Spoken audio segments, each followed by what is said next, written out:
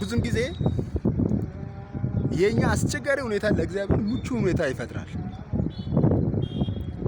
ያለንበት በባዶ ሜዳ ላይ ከሆነ ያ ባዶ ሜዳ ለእግዚአብሔር ምቹ ነው።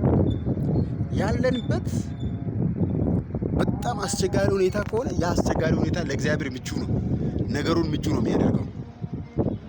ያው ወደ መጽሐፍ ቅዱስ እንሂድ። የወይን ጠጅ እኮ አለቀባቸው ነበር ያለችው።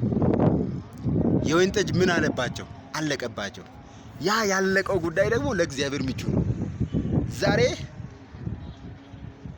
የገጠማችሁን ያንን ጉዳይ እንደምቹ አጋጣሚ እንድትጠቀሙ በጌታ ፍቅር ማሳሰብ ይፈልጋል። አንተ ያለህበት ያ ሁኔታ ከመስሪያ ቤት ተባረ ሊሆን ይችላል። ከስራ ታግደ ሊሆን ይችላል። ከአገልግሎት ታግደ ሊሆን ይችላል።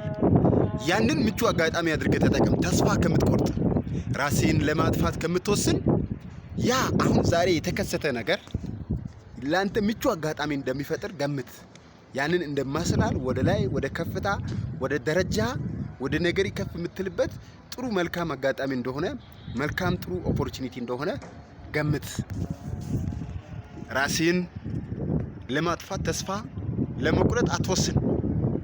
ነገሮችን መቀየር የሚችል በሁኔታዎች ሁሉ መካከል መላ ያለው አምላክ እግዚአብሔር ዛሬ አንተ ያለህበትን ያንን ሁኔታ መቀየር ይፈልጋል።